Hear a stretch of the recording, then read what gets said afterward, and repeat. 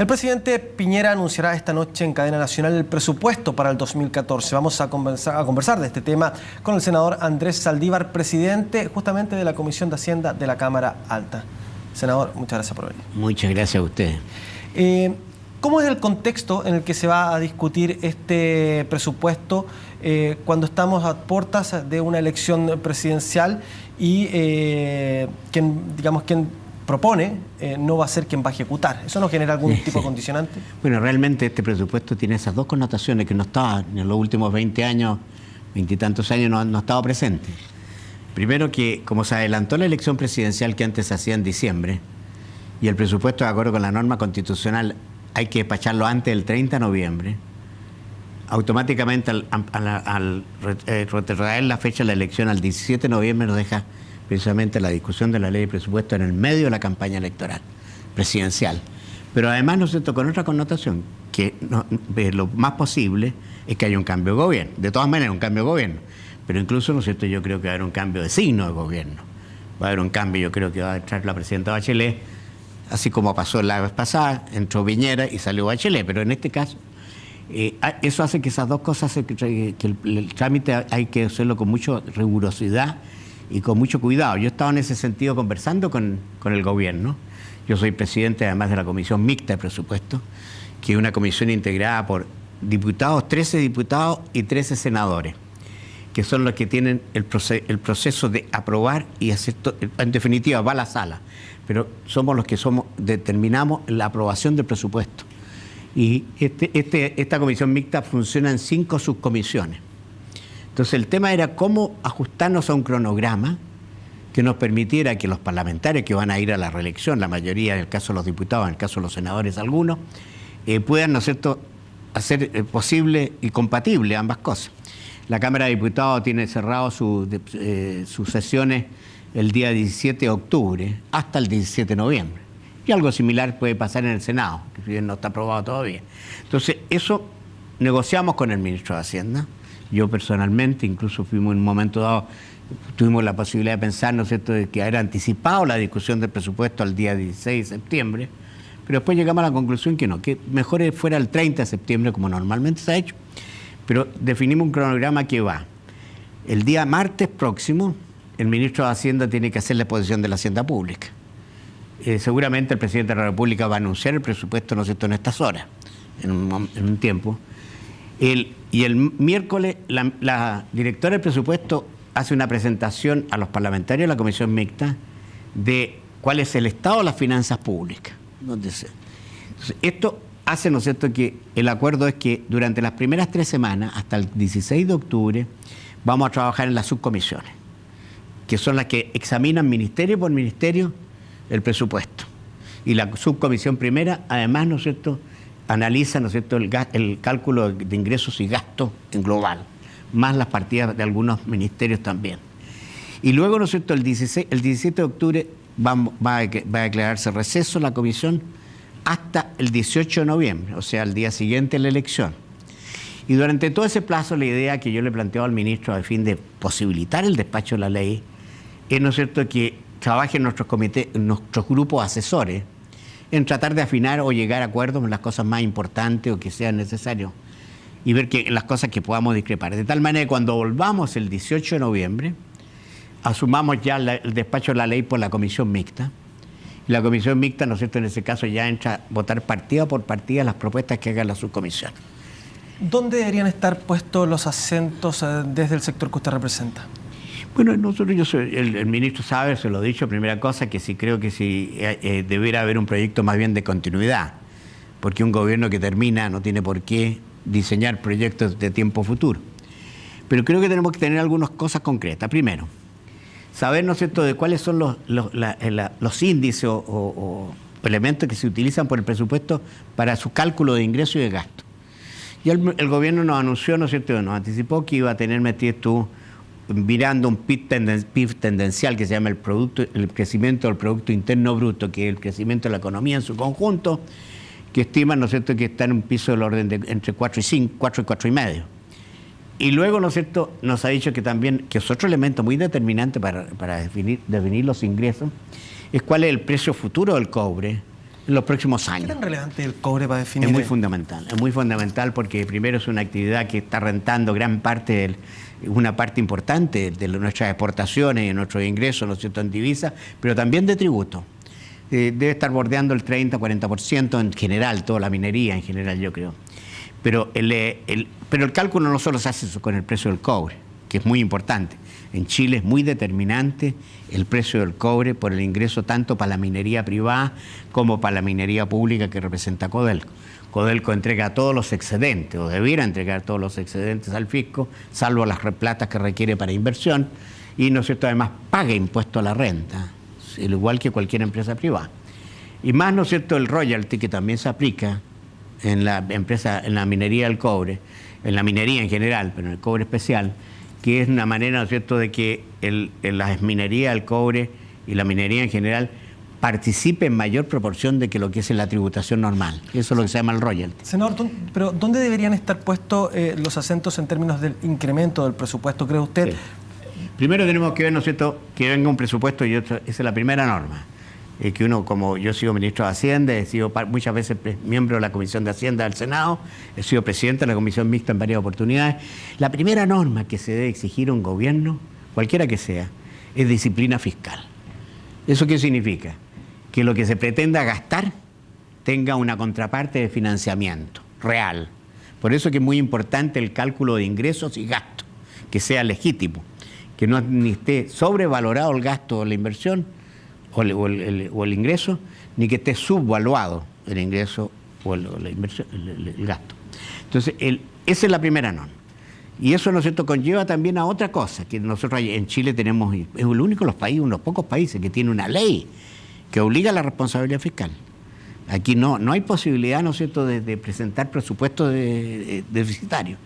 Luego nosotros además tenemos una norma que está también definida por nosotros, que es una norma que se está aplicando en otros países del mundo y que ha tenido muy buenos resultados, que es lo que llama mantener el balance estructural, o sea, que se hace en los tiempos largos, o sea, no se hace con el cálculo de un año, sino que en tiempo largo, de tal manera que cuando venga el tiempo de las vacas flacas, se gastemos menos, y cuando gastemos más, pero con cargo ¿a cuándo?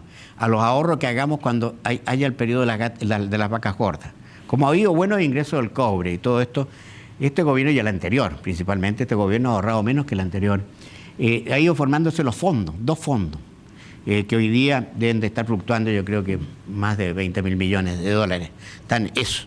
Entonces, con eso, ¿no es cierto?, se puede hacer, cuando haya crisis, como fue el 2009, se hace más gasto y se mantiene la actividad de la economía. Si hay más ingresos, no se aumenta el gasto, sino que mantenemos metido siempre el límite del gasto en más o menos lo que se calcula que lo que va a ser el crecimiento de la economía en el año que viene.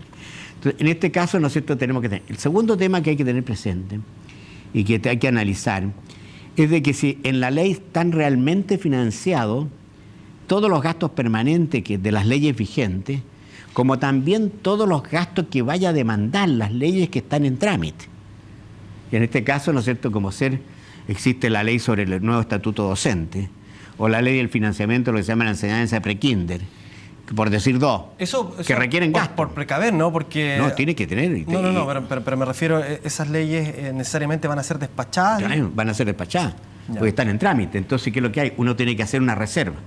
Y para eso, ¿no es cierto?, tiene que examinarse lo que se llama la partida del Tesoro Público, que es una partida como un bolsón que hay dentro de la ley de presupuesto donde van a parar todos estos recursos para financiar los reajustes de los salarios del sector público, el reajuste de la remuneración del sector público, tiene que ir ahí, porque no sabemos, ¿no es cierto?, cuánto va a ser el despacho que vamos a hacer definitivo. Bueno, eso va a ser importante para el próximo gobierno, pero muy ¿no? importante. Luego, ¿no es cierto?, tiene que ser la ley, el estatuto docente de los profesores. Si eso demanda 500, 600, 800 millones de dólares, tenemos que tenerlo en esta bolsa reservado. El asunto del prekinder y otros gastos, ¿no es cierto?, que pueden tener otro tipo de ley. O sea, eso es muy importante. Y el otro tema que nosotros tenemos que analizar, y eso lo hacemos desde la oposición, y yo personalmente como senador siempre hay que hacerlo, y ¿no es cierto?, ver, ¿no es cierto?, que si realmente hay ministerio, en este caso sucede en el caso del Ministerio de Salud, no una crítica porque haya sido, sino que ha habido menos inversión que la aprobada. En los 2 últimos años, la inversión ha sido el 60%, la inversión real ha sido el 60% de los presupuestos que nosotros hemos aprobado. O sea, han subinvertido. Pero ¿qué es lo que pasa? Si no se invierte en este año, ese gasto pasa para el año siguiente. O sea, tenemos que estar viendo, ¿no es cierto?, que también ese asunto tenga un financiamiento. Porque si no se ha invertido, ¿no es cierto?, en los hospitales, pero los hospitales se están construyendo, los hospitales están en proceso de diseño. ¿Qué podría significar? ¿Que los presupuestos estaban inflados o que ha habido falta de gestión? Yo creo, fundamentalmente, que ha habido falta de capacidad de ejecución. En el Ministerio de Salud, porque tenemos un montón de hospitales que ni siquiera se han iniciado las obras, como ser el Linares, en mi caso, en mi circunscripción, el caso Curicó, que llevamos 4 años, ¿no es cierto?, con un hospital que se cayó con el terremoto y todavía, ¿no es cierto?, no sabemos, cuándo vamos a tener hospital y cuándo se va a impulsar. Si bien se dice que está ya listo el diseño, pero se está discutiendo si se hace por concesión o se hace por gasto público directo. Luego tenemos el hospital de La Serena, por decir alguno. Bueno, tenemos el hospital de Maipú y el hospital, ¿no es cierto?, de la Florida, que están en proceso de construcción pero no están funcionando. En materia de educación, que es un tema que se ha tomado la gente y que seguramente va a ser muy exigente. En materia de educación tenemos temas, ¿no es cierto? Hay varias leyes que están pendientes de su trámite en el proyecto del gobierno, mandado de acuerdo en discusión, ¿no es cierto?, de la presión misma que ha hecho la opinión pública. Está el tema de la Superintendencia de Educación Superior, tenemos este tema del financiamiento de la educación superior. Y existe, ¿no es cierto?, el tema, ¿no es cierto?, que de aumentar la subvención escolar, va a terminar con el lucro que se ha llamado, va a evitar compensar, ¿no es cierto?, el mayor ingreso por la vía de subvención, con lo que puede hacer, ¿no es cierto?, el aporte que pueden hacer hoy día los apoderados en colegios particulares subvencionados. Y todo eso hay que visualizarlo. Y hay que ver, ¿no es cierto?, si realmente calzan las cifras. Pero donde tenemos más temas es en el tema de la reconstrucción. Que otro tema que vamos a hablar, seguramente cuando el presidente de la República él va a decir algo que él está convencido que es así, que eso lo ha dicho su ministro de Vivienda, ¿no es cierto?, y el gobierno dice, mire, nosotros la construcción casi la tenemos terminada, tenemos el 95% de la reconstrucción hecha. ¿Terminada o en ejecución? O en ejecución. Bueno, pero la verdad las cosas que de acuerdo con las cifras que nosotros tenemos, de las 220.000 viviendas solo están terminadas 170.000, creo. Hay una diferencia entre el gobierno que dice el 96 y nosotros creemos que está bordeando el 70%, menos el 70%. Entonces, ahí vamos a tener una discusión. Vamos a tener que ponernos a discutir, ¿no es cierto?, de cuántos son los recursos que se necesitan para realmente terminar la reconstrucción. Porque además existe lo siguiente, no es porque haga una crítica, ni dice, ustedes dicen que nada más que damos un papelito, dice el gobierno, cuando dan un certificado. Efectivamente, cuando se da un certificado de subsidio, no se produce el gasto, sino que el gasto se produce cuando la persona logra comprar la vivienda para la cual se le ha dado el subsidio o se le construye la vivienda para la cual se le ha dado el subsidio. Pero sucede que hay mucha gente hoy día, varios miles, que tienen el subsidio en su mano y que no tienen dónde y no han tenido la posibilidad de comprar una vivienda, porque no han encontrado la vivienda usada, porque los trámites, y es un número importante. Y eso es un recurso que está en la calle, es decir, una demanda de recursos que está en la calle. Y eso también puede influenciar en la ley de presupuesto. Por lo tanto, tendría que estar incorporado esos montos también. Y lo otro, ¿no es cierto?, que yo le he escuchado al ministro de Hacienda, al ministro de la Vivienda, que ha dicho, bueno, como ya hemos terminado la reconstrucción, ya no vamos a dar más fondos para la reconstrucción, sino que vamos a hacer nada más que vamos a ir a los programas regulares. Ahí entonces nosotros tenemos que decirle conforme con los programas regulares de todas maneras. Tenemos que volver a tener programas regulares de vivienda. ¿Por qué? Porque hoy día el déficit de vivienda, fíjate que ha subido en los últimos 4 años de 300.000 viviendas a 500.000 viviendas. Hay un déficit, que hay que también discutirlo. Ellos podrán decir que no, nosotros creemos que es así. Entonces, ese es otro tema que tenemos que ver en la subcomisión que ve este tema, que es la cuarta subcomisión. ¿Usted piensa que en vista de que todavía, a juicio de ustedes, hay mucho que reconstruir, debería considerarse una partida importante para la reconstrucción? Deberíamos ver en el medio del plan regular. Además del plan regular de inversión. Yo entiendo que en los primeros años, ¿no es cierto?, en la prioridad la tuvo la reconstrucción y así tenía que hacerse. Pero entonces, ¿qué es lo que pasa con las cifras? O sea, ¿ustedes no confían en las cifras oficiales que entrega el Ministerio? No, muchas veces las cifras se miden en forma diferente. Entonces el gobierno dice, yo he cumplido el 98% de la reconstrucción. ¿Por qué? Porque efectivamente ha entregado el 100% de los subsidios, pero no están ejecutados el 100% de los subsidios.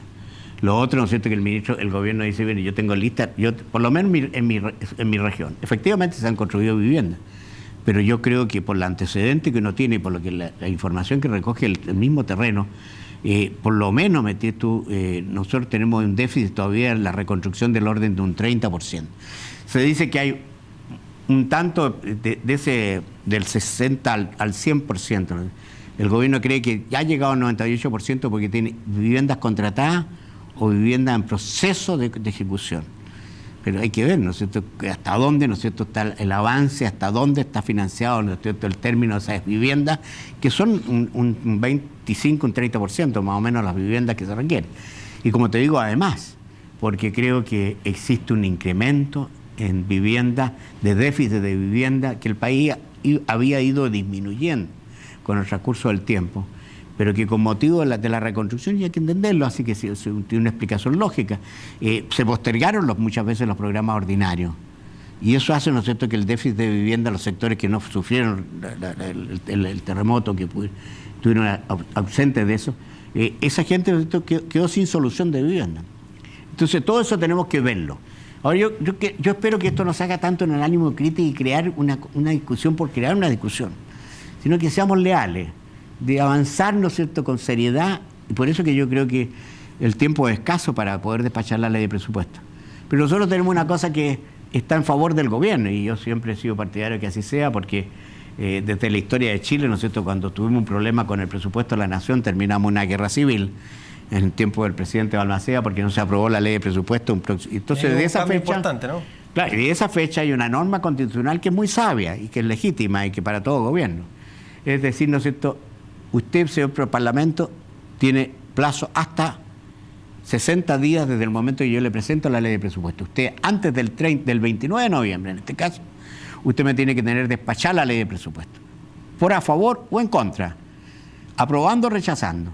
Pero si usted no me aprueba la ley, se entiende por aprobada la ley que mandó el gobierno. Se nos fue el tiempo, senador, pero solamente, ¿ha pasado eso alguna vez? No. Ya. No, hemos llegado siempre al límite, siempre se llega en este tira y afloja, ¿no es cierto? No nos olvidemos que el año pasado en el Senado sesionamos 36 horas seguidas para tratar de despachar el proyecto, ¿no es cierto?, en tiempo. Bueno, muchas gracias por haber Gracias a ustedes, muchas gracias. Y después de esta conversación con el senador Andrés Saldívar, nos vamos a una pausa y enseguida continuamos con más informaciones en CNN Chile.